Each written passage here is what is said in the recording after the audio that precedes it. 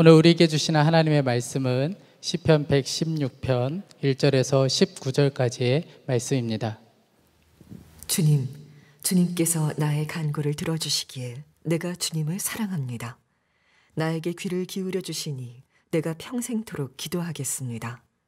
죽음의 올가미가 나를 얽어매고 수월의 고통이 나를 엄습하여서 고난과 고통이 나를 덮쳐올 때에 나는 주님의 이름을 부르며 주님 간구합니다. 이 목숨을 구하여 주십시오 하였습니다. 주님은 은혜로우시고 의로우시며 우리 하나님은 긍휼이 많으신 분이시다. 주님은 순박한 사람을 지켜주신다. 내가 가련하게 되었을 때 나를 구원하여 주셨다. 내 영혼아, 주님이 너를 너그럽게 대해 주셨으니 너는 마음을 편히 가져라. 주님께서 내 영혼을 죽음에서 건져주시고 내 눈에서 눈물을 거두어 주시고 내 발이 비틀거리지 않게 하여 주셨으니 내가 살아있는 동안 주님 보시는 앞에서 살렵니다.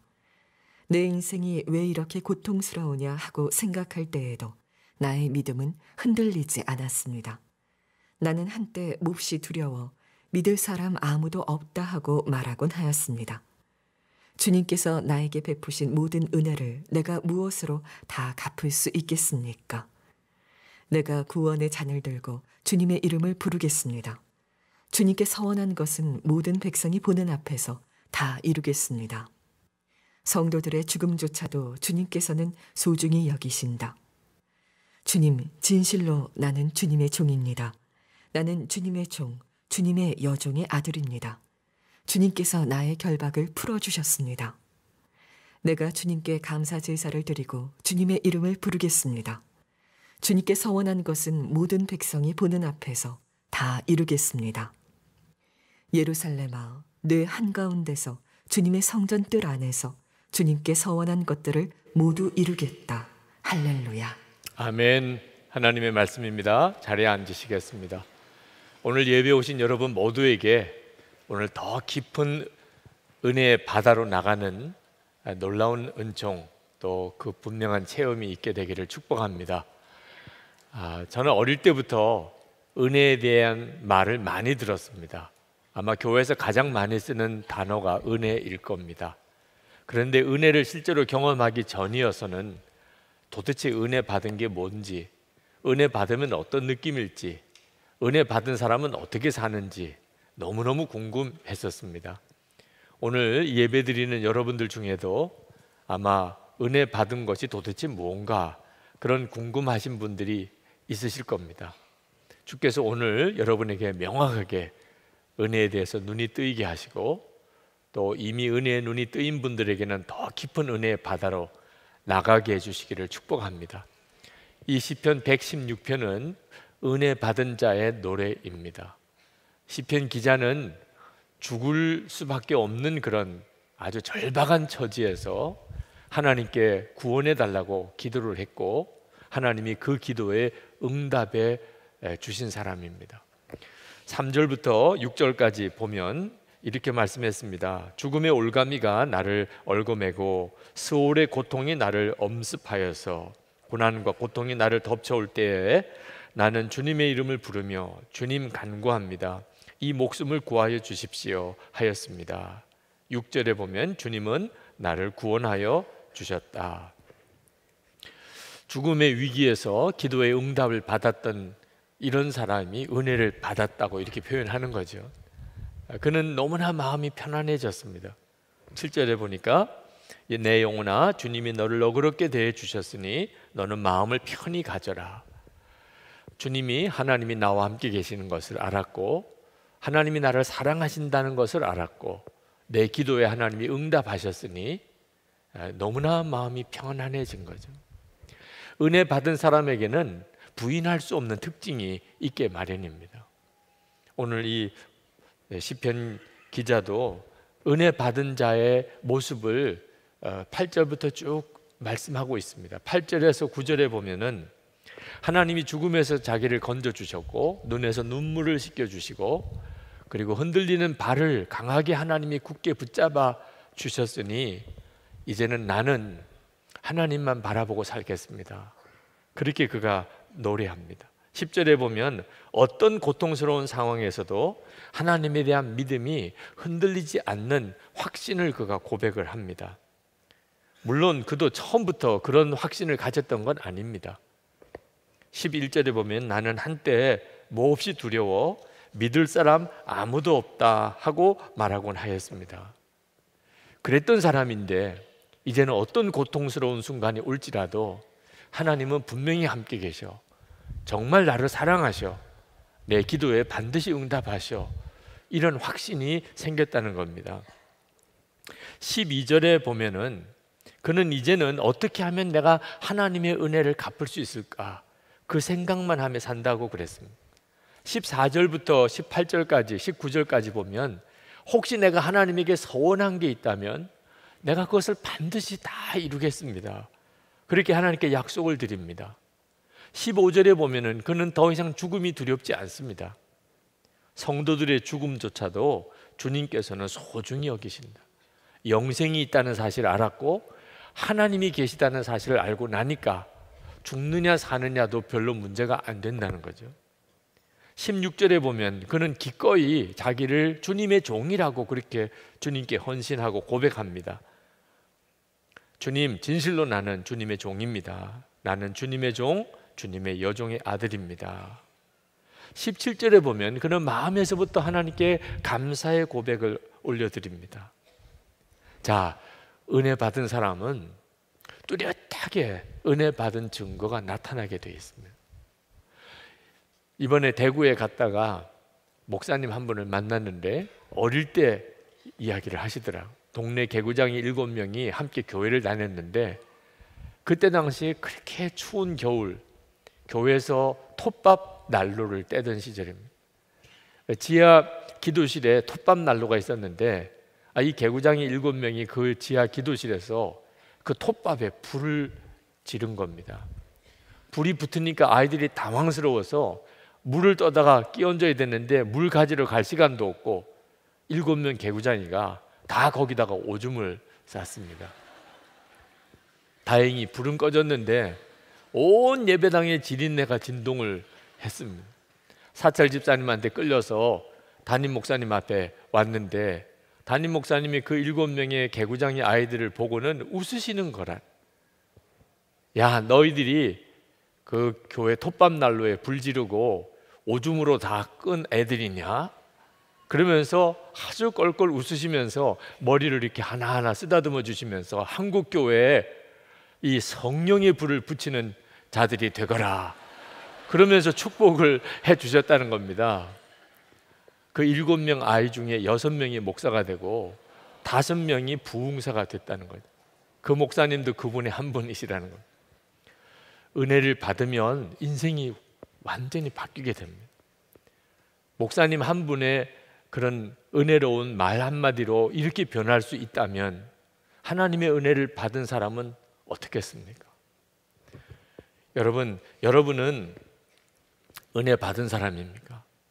은혜 받았다는 말은 도무지 받을 자격이 없는데 말할 수 없는 하나님의 사랑과 선물을 받은 경우에 은혜를 받았다고 말을 합니다. 여러분, 정말 받을 자격이 하나도 없는데 말할 수 없는 어떤 선물을 받은 게 있습니까? 그렇죠. 분명히 그렇죠. 우리는 다, 저나 여러분 다 지옥에 갈 수밖에 없는, 정말 지옥에 갈 수밖에 없는 죄인이었습니다. 그런데 우리 죄를 예수님께서 다 지시고 그리고 그 죄의 값인 죽음을 십자가에서 죽으시고 우리에게 살 길을 열어주셨습니다. 예수 믿고 우리는 영생을 얻었고 하나님의 자녀가 되었고 그리고 주님은 우리 안에 오셨습니다. 이보다도 더 놀라운 은혜가 어디 있습니까? 죄 사함을 받는다는 것, 죄의 씻음을 받았다는 게 얼마나 놀라운 은혜인지 여러분은 아셔야 합니다.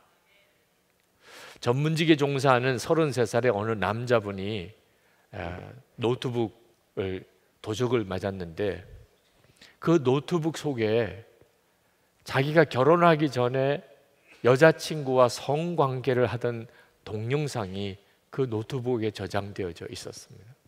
어느 날 인터넷에 그 영상이 돌고 있다는 것을 알았습니다. 기겁을 했습니다. 경찰서를 찾아가서 그 이야기를 하고 그걸 좀 막아달라고. 경찰서에서는 자기들이 할 수 있는 일이 없다는 거예요. 웹하드 인터넷 서비스 업체에 찾아가서 부탁을 드렸습니다. 제발 그 영상들을 삭제해달라고. 이미 수습이 안 될 정도로 많이 퍼졌습니다. 직장에 나가서 업무를 보지 못하고 몇 시간씩 그 인터넷 사이트를 뒤져서 그 영상들을 찾으면 업체에다가 알리고 삭제하는 작업을 하루에 몇 시간씩 해야 됐습니다. 아내에게 이 사실을 이야기해야 되나? 혹시 친척이나 친구들 중에 그 영상을 본 사람은 없을까? 그는 완전히 간을 상했습니다. 거의 폐인처럼 되어버렸습니다. 신문 기사에 나온 이야기입니다. 죄는 정말 무서운 것입니다. 여러분, 사람들에게 내가 은밀하게 행했던 그런 죄가 다 드러난다는 것은 차라리 죽는 게 낫다고 생각할 정도로 끔찍한 일입니다. 그러나 그것 때문에 자살하는 사람들도 있지만, 그러면 하나님 앞에 가서는 어떻게 할 것입니까? 자살은 절대로 문제 해결이 아닙니다. 하나님 앞에 가서 내 죄가 드러날 때는 그걸 어떻게 감당하겠습니까? 그러므로 죄 사함을 받았다. 그것도 그저 용서받은 게 아니고 모든 죄가 깨끗하게 씻음을 받았다는 이 은혜는 정말 기뻐 뛰며 춤을 출 그런 은혜인 것입니다. 내가 돈이 많고 적고를 떠나서, 몸이 아프고 건강하고를 떠나서, 내가 세상에서 성공했냐 실패했냐를 떠나서 죄 사함을 받은 은혜를 받았다. 이보다도 더 놀라운 하나님의 은혜와 축복은 없습니다. 이사야가 이렇게 예언을 했습니다. 이사야 53장 5절 6절에 그가 찔림은 우리의 허물 때문이요 그가 상함은 우리의 죄악 때문이라. 그가 징계를 받음으로 우리는 평화를 누리고 그가 채찍에 맞음으로 우리는 나음을 받았도다. 우리는 다 양 같아서 그릇 행하여 각기 제 길로 갔거늘 여호와께서는 우리 모두의 죄악을 그에게 담당시키셨도다. 이것은 저와 여러분에게 그대로 이루어진 우리 주님의 십자가의 은혜입니다. 여러분, 코페르니쿠스, 천문학자인 코페르니쿠스가 16세기 사람인데 그가 죽을 때 유언을 했습니다. 자기 묘비를 이렇게 써달라, 묘비에 쓸 문구를 유언을 했습니다. 그는 이렇게 묘비를 써달라고 부탁을 했습니다. 하나님이시여, 나는 바울이 가졌던 특권을 구하지 않습니다. 베드로에게 주셨던 능력도 구하지 않습니다. 다만 예수님 십자가 지실 때 옆에 있었던 강도에게 베푸신 그 긍휼을 구할 뿐입니다. 여러분, 우리 인생을 다 마치고 정말 우리에게 진짜 필요한 은혜, 내게 정말 필요한 것이 무엇이었는가? 예수님 십자가 달리실 때 그 옆에 있던 그 강도가 마지막 순간에 구원을 요청하고 그리고 주님의 긍휼을 받았던 그 은혜, 그 은혜가 지금 저와 여러분 모두에게 주어진 은혜입니다. 하나님이 여러분의 아버지가 되신다는 게 여러분 믿어지십니까? 증거가 있습니까? 십자가가 증거입니다. 여러분, 여러분의 부모가 여러분의 부모인 증거가 뭡니까? 자식을 위해서 대신 죽을 수도 있는 마음, 그게 부모된 증거죠. 부모가 아니라면 똥기저귀 하나 갈아주는 것도 너무나 싫은 일이 아니겠습니까? 하나님께서 우리의 아버지가 되신다는 걸 어떻게 알 수 있나요? 우리를 위해서 대신 예수 그리스도가 죽으신 십자가가 증거이죠. 그러니 우리는 정말 은혜 안에 살고 있는 것이고 말할 수 없는 은혜를 누리고 있는 것입니다. 여러분에게 이 은혜의 눈이 뜨여야 합니다. 왜냐하면 지금 우리가 처해져 있는 우리의 형편이 대단히 위기 상황이기 때문에 그렇습니다. 개인적인 삶에도 위기가 많지만 우리가 살고 있는 이 나라의 엄청난 영적인 위기가 우리에게 다가오고 있습니다. 지금 우리가 살고 있는 사회 곳곳에 하나님의 말씀을 대적하는 분위기가 급속하게 퍼져가고 있습니다. 그 마지막 단계가 어디냐 하면 하나님의 말씀을 대적하는, 하나님의 말씀을 거역하는 것이 이제는 법으로 제정되는 그런 단계입니다. 그래서 지금 그런 일들이 계속 시도되고 있는 것입니다. 이미 창조론, 진화론, 논쟁은 일반 세상에서는 거의 의미가 없어질 정도가 되었습니다. 그냥 진화이죠. 하나님은 계시지 않는 겁니다. 우리 자녀들이 학교에서 기본적으로 배우는 것입니다. 그 진화론 이후에 이 세상은 다 하나님을 대적하는 분위기로 가고 있습니다. 이미 우리나라에 간통죄는 죄가 아니게 됐습니다. 헌법재판소에서 그렇게 결정했습니다. 이제 더 이상 간통은 죄가 아닙니다. 양심적인 병력 회피하는 일, 무죄입니다. 그건 더 이상 처벌할 방법이 없습니다. 그렇게 정했습니다. 낙퇴, 사람을 스스로가 죽이는 일, 이제는 합법화 되는 단계로 점점 가고 있습니다. 동성애 합법화, 매우 심각한 문제입니다. 왜 그게 심각합니까? 하나님께서 동성애가 죄라고 하셨다고 말하면 그게 죄가 되는 것입니다. 그러니 이게 얼마나 무서운 세상이 되어가고 있습니까? 하나님이 정말 살아계시다면 이게 얼마나 심각한 문제입니까? 그러므로 교회와 성도들은 이와 같은 상황에서 우리가 서명해야 될 어떤 일이 있어서 우리의 뜻을 모아야 될 때는 적극적으로 그 일에 참여해야 합니다. 여러분이 살고 있는 지역의 국회의원들에게, 그들은 법을 만드는 사람이에요. 우리의 뜻을 명확하게 전달하는 노력을 해야 합니다. 이 일에 소홀히 했다가는 나중에 엄청난 후유증을 우리가 앓게 됩니다. 물론 우리가 조심해야 될 것이 있습니다. 그것은 우리가 그 일에 대해서 반대하고 우리의 뜻을 분명하게 모은다고 해서 과격한 어떤 시위를 하거나 또는 어떤 아주 극한 구호를 쓴 피켓을 들거나 하는 일은 정말 조심해야 합니다. 왜냐하면 악한 세력들은 교회를 혐오 세력으로 몰아가고 있습니다. 교회는 소수의, 그리고 약한 사람들, 그런 사람들에 대한 혐오 세력이라는 거예요. 그리고 그런 시위 때 나오는 그런 장면들을 모아다가 그걸 묘하게 교묘하게 편집을 해서 기독교인들이 얼마나 나쁜 사람들인가, 얼마나 이기적인 사람인가, 그렇게 선전하고 있는 것입니다. 우리는 어떻게 해야 하는 거죠? 우리가 우리의 뜻을 분명하게 이야기하고 또 우리가 함께 뜻을 모으고 함께 행동해야 될 때가 있겠지만 반드시 은혜 받은 자의 모습이어야 한다는 거예요.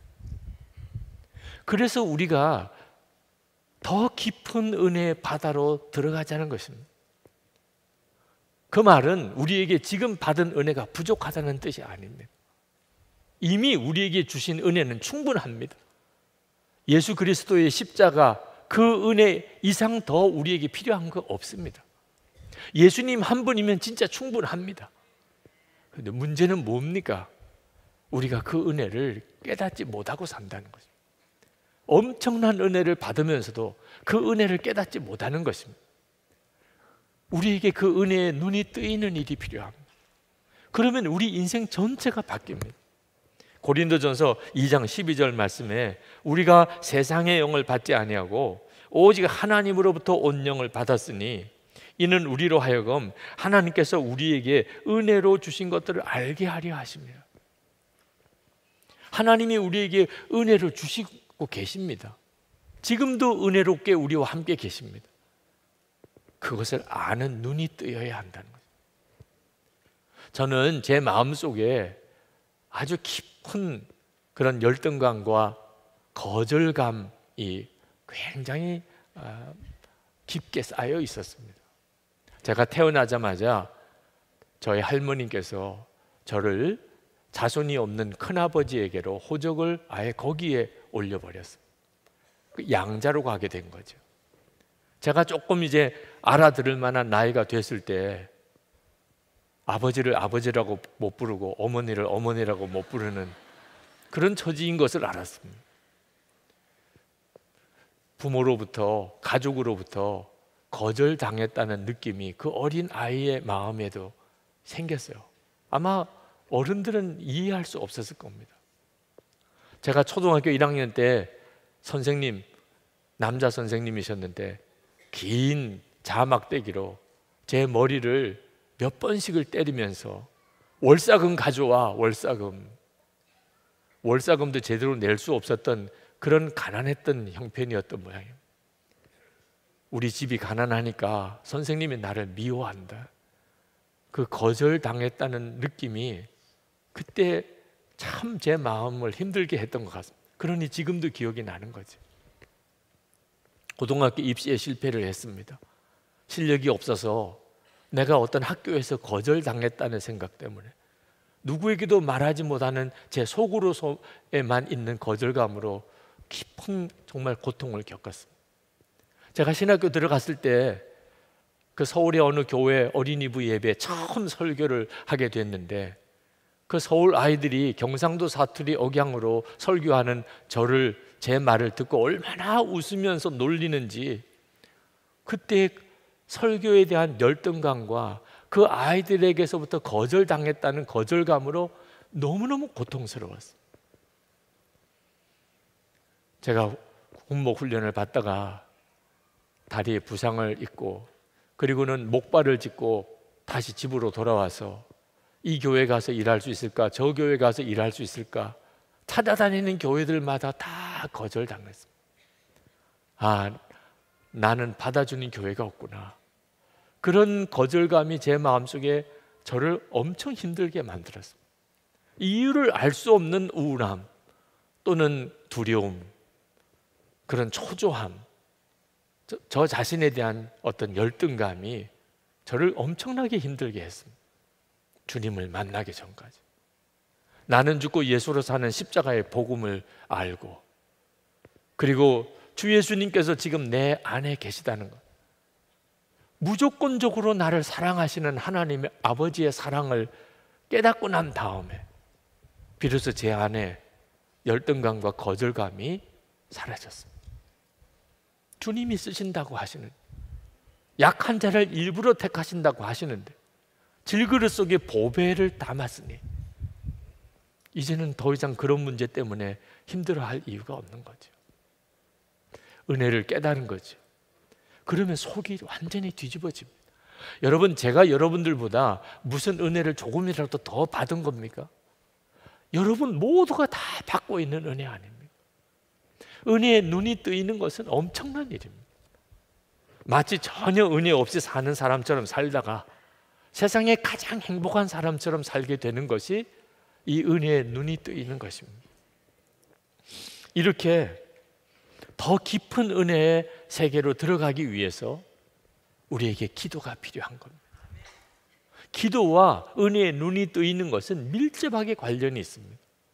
시편 116편 이 기자도 그가 하나님의 은혜를 노래하면서 제일 먼저 그가 고백한 것이 평생 기도하겠다고 하는 것입니다. 1절 2절을 보면 주님께서 나의 간구를 들어주시기에 내가 주님을 사랑합니다. 나에게 귀를 기울여 주시니 내가 평생토록 기도하겠습니다. 여러분, 기도하면 은혜의 눈이 계속 열립니다. 그렇게 늘 기도하면서 우시던 권사님이 계셨어요. 근데 어느 날 저에게 그런 이야기를 하시더라고요. 목사님, 정말 놀라워요. 요즘에는 기도하는데 그렇게 울지 않고 있는 나를 발견했어요. 오랜 세월이 흘렀습니다. 그렇지만 어느 순간에 그 권사님이 더 이상 자기 자신의 처지가 너무 슬퍼서 기도만 하면 울던 그 눈물이 다 사라졌다. 어느 집사님은 자살 충동에 계속 시달렸습니다. 차라리 죽는 게 나아 그랬던 분입니다. 그런데 그분이 어떻든지 기도의 자리를 지키고 나오다가 지금은 전도자가 되어 계십니다. 기도는 우리의 삶 전체를 바꿉니다. 주님을 계속 만나는 시간이기 때문에 여러분, 우리의 문제는 상황이 어려운 게 아닙니다. 우리의 기도의 힘이 부족한 것 때문에. 그래서 지난 금요 성령 집회 때부터 1시간 기도 운동을 시작한 겁니다. 선한목자 교인들은 다 어디서든지 매일 1시간은 반드시 기도한다. 그 기도 운동을 시작을 했습니다. 아마 오늘 처음 들으신 분이 계시다면 교회 홈페이지에 들어오셔서 지난 성령 집회 때 설교를 한번 들어보시기 바랍니다. 그리고 매일 1시간 기도를 시작하시기 바랍니다. 아유, 나는 기도해도 응답받은 게 없었는데요.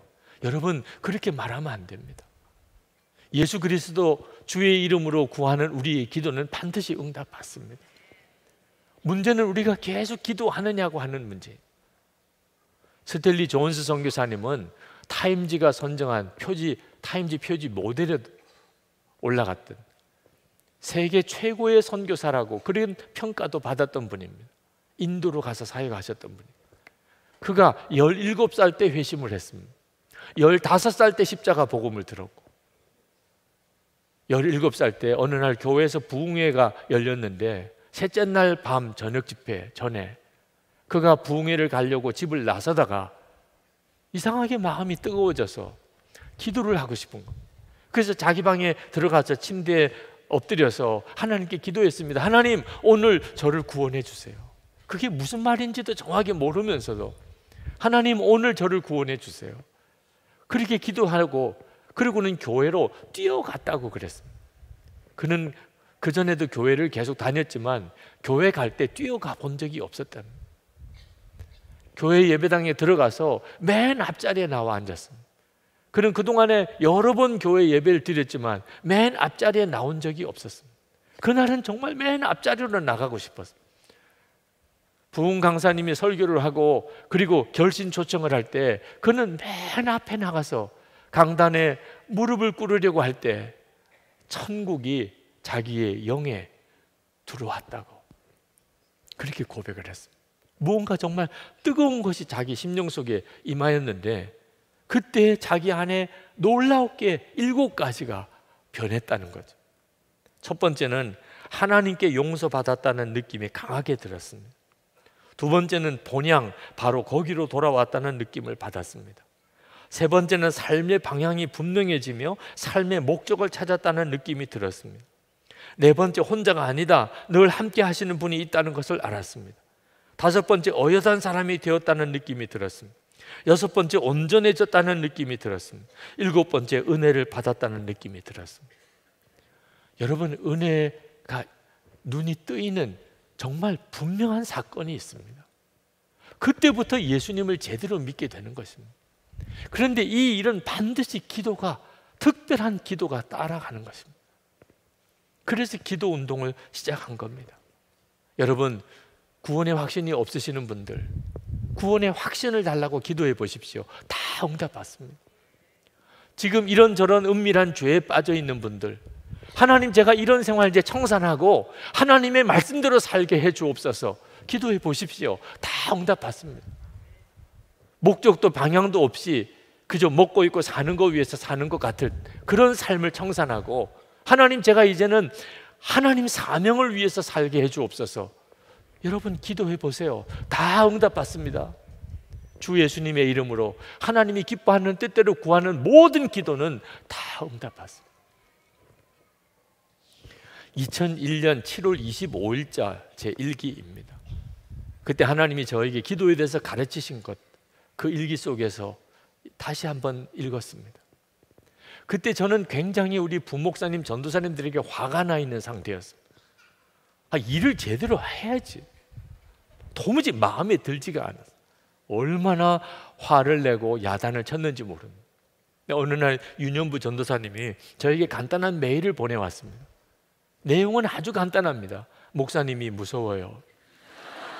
제가 그 메일을 읽는 순간에 내가 심각한 문제가 있구나 하는 사실이 딱 직감적으로 느껴졌습니다. 지금 내가 하고 있는 이 모습이 정상적인 은혜 받은 자의 모습이 아니다. 하나님 앞에 나가 기도했습니다. 하나님, 제가 어떻게 해야 됩니까? 그때 주님이 저에게 주셨던 응답이 너무나 선명했습니다. 항상 기뻐하고 범사에 감사함으로 일하라. 그때 하나님께 제가 좀 반발의 질문을 드렸습니다. 하나님, 일을 제대로 해야 기뻐하죠. 아니, 일을 제대로 하지도 못하는데 어떻게 감사만 합니까? 그때 주님이 참 답답한 듯이 저에게 물으셨습니다. 그렇게 화를 내서 일이 잘 되냐? 더 엉망으로 엉겨 들어가는 겁니다. 아닙니다. 그래, 너는 오직 항상 기뻐하고 범사에 감사함으로 일하라. 그리고 그렇게 항상 기뻐하고 범사에 감사하기 위하여 쉬지 말고 기도해야 한다. 그때 제가 깨달았습니다. 내 문제가 뭔지. 항상 기뻐하라, 범사에 감사하라. 어떻게 그럴 수 있냐? 그러고만 했지 쉬지 않고 기도하는 생활을 하지 않았던 것입니다. 그날 하나님 앞에 제가 결단의 기도를 썼습니다. 하나님, 제가 이제는 항상 기도하고 무슨 말이든지 하겠습니다. 언제나 성령의 충만한 상태를 확인한 다음에 내가 무슨 일이든지 하겠습니다. 여러분, 기도는 우리에게 계속 하나님의 은혜의 문을 열어주는 주님의 놀라운 축복입니다. 아직도 은혜의 기쁨, 감격 그런 걸 전혀 모르시는 분들이 있으십니까? 구하시기 바랍니다. 하나님, 제게 은혜가 뭔지 알게 해주세요. 눈을 뜨게 해주세요. 지금 바로 이 시간에 우리가 같이 기도했으면 좋겠습니다. 왜냐하면 이미 우리에게 하나님의 말할 수 없는 은혜가 부어지고 있기 때문에 그렇습니다. 우리 찬송을 하나 같이 부르고, 그리고 주님, 제게 은혜의 눈을 열어주세요. 제가 받고 있는 은혜가 있다면 그게 다 깨달아지게 해주세요. 그리고 하나님, 제게 기도할 힘을 주세요. 우리 같이 통성으로 기도했으면 좋겠습니다. 우리 다 자리에 일어나셔서 302장 찬송을 같이 부르시겠습니다. 내 주 하나님, 넓고 큰 은혜는 저 큰 바다보다 깊다. 너 곧 닷줄을 끌러 깊은 데로 저 한가운데 가보라. 언덕을 떠나서 창파에 배 띄워 내 주 예수 은혜의 바다로 내 맘껏 져가라. 곧 가거라. 자, 곧 가거라. 이제 곧 가거라. 저 큰 은혜 바다 향해. 자, 곧 내 너를 저 깊은 데로 가라. 망망한 바다로 언덕을 떠나서 창파에 배 띄워 내 주 예수 은혜의 바다로 내 맘껏 져가라. 하나님, 저를 은혜의 바다로 나가게 해 주옵소서. 기도의 능력을 부어주소서. 우리 주여 한번 부르짖고 기도합시다. 주여! 할렐루야. 크고 놀라운 하나님의 은혜를 하나님 감사합니다. 오늘도 하나님 앞에 나와 하나님 기도하는 사랑하는 모든 성도들, 하나님 저들의 마음의 심령 가운데 주여 성령의 역사하심으로 도와여 주셔서 말씀이 마음의 심령에 하나님 잘 막힌 못처럼 바뀌게 하소서. 아버지 하나님, 말씀 그대로 주님의 은혜 안에 나아갑니다. 은혜의 바다로 나아갑니다. 말할 수 없는 은혜를 부으시는 하나님의 역사를 경험하게 되기를 원합니다. 눈뜨게 되기를 원합니다. 누리게 되기를 원합니다. 하나님, 기도의 힘을 주셔서 하나님 기도하고 또 기도하며 하나님의 은혜 안에 더욱 나가게 해주셔서 성도들이 기도의 용사가 되고 기도의 힘을 부으시고 기도의 기쁨을 알게 하시고 하나님, 우리가 기도하는 자로 연합되게 하시고 그래서 하나님의 기뻐하는 일을 능히 감당해 나가게 하여 주시옵소서. 오늘도 하나님의 역사하심을 우리 가운데 부으셔서 하나님 깊은 은혜로 우리를 이끌어 주소서. 아버지 하나님, 우리의 마음이 정말 터질 듯이 사모합니다. 은혜의 바다로 우리를 들어가게 해주소서. 이미 하나님께서 우리에게 허락하신 은혜는 정말 바다같이 넓은 것을 고백합니다. 하나님, 은혜를 제대로 깨닫지도 못하고 좌절하고 낙심하고 슬퍼하고 두려워하고 염려하는 우리를 긍휼히 여겨 주소서. 오늘 이 시간에 하나님 앞에 간절히 기도하고 주님을 찬양한 모든 이들의 눈을 열어 부어주시는 하나님의 은혜를 알게 하시고 주님을 주목하게 하여 주옵소서. 우리에게 은혜로 강하게 하소서. 하나님, 우리가 어떤 일이든지 능히 감당하고 어떤 상황에서든지 믿음 잃어버리지 아니하고 오직 찬송하며 하나님 승리하게 하소서. 세상은 참으로 어렵고 또 영적으로 대단히 위기 가운데 있지만 하나님, 성도들 안에 기도의 부흥이 일어나기 원합니다. 기도의 연합이 일어나기 원합니다. 매일 최소한 1시간씩 기도의 시간을 가지면서 하나님, 우리 교회 안에 강력한 기도의 역사가 일어나게 하시고 이것이 한국교회를 개혁하고 변화시키는 하나님 놀라운 열매로 맺어지게 해 주시옵소서. 하나님, 오늘도 하나님 앞에 전심으로 예배하며 하나님 감사의 예물을 주님께 올려드렸습니다. 하나님을 사랑하는 마음, 주님을 향한 우리의 간절한 마음의 기쁨을 담았습니다. 하나님, 오늘도 주께 감사하며 또 하나님께 예배하는 성도들 한 사람 한 사람, 한 사람도 예외 없이 주여 손을 얹어 주소서. 은혜를 충만하게 부으소서. 살아가는 동안 주님이 함께 계심을 분명히 바라보는 눈을 뜨게 하시고 또 저들의 가정 안에 하나님의 은혜를 주셔서 부부 사이에, 부모와 자녀 사이에, 형제들 사이에 천국을 이루고 살게 하소서. 구원받지 못한 가족들 다 구원해 주시고 우리의 자녀들이 우리들보다 하나님 앞에 더 크고 귀하게 쓰임받게 하소서. 성도들의 경제적인 형편을 위해서 주님 기도합니다. 하나님, 참으로 힘들고 어렵다고 하는 때 성도들에게 주여 함께 하소서.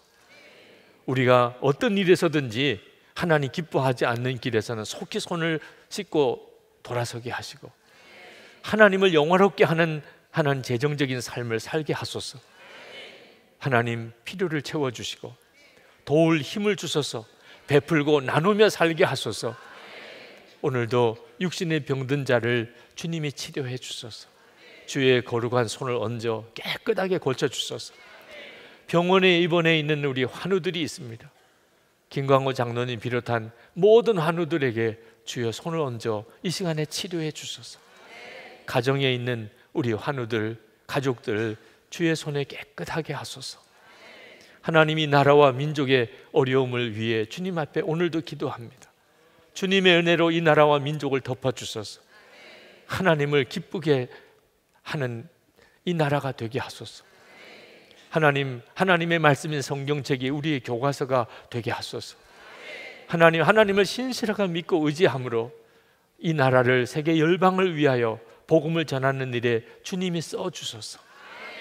아버지 하나님, 북한에 억류되어 있는 김국기 목사님, 김정욱 목사님, 최충길 선교사님, 그리고 우리 탈북자들, 중국에 있는 온성도 목사님 비롯한 하나님 주의 종들을, 어려움 당하는 주의 종들을 주님이 속히 풀려나게 해주소서. 아버지 하나님, 이 민족이 진정한 복음의 통일, 평화의 통일을 얻게 해주소서. 선교사님들을 위해서 기도합니다. 땅끝까지 열방을 향하여 나간 선교사님들, 오늘도 심령에 주의 은혜로 충만하게 채우시고 무엇보다 가정 안에 은혜가 넘치게 해주셔서 쉽지 않은 여건 속에 있지만 힘을 얻게 하소서. 끝까지 사명 감당할 수 있게 역사해 주옵소서. 우리 주 예수 그리스도의 은혜와 하나님의 사랑하심과 성령의 교통하심이 오늘 하나님께 나와 예배하고 돌아가는 모든 성도들과 함께 하시기를 축원하옵나이다. 아멘.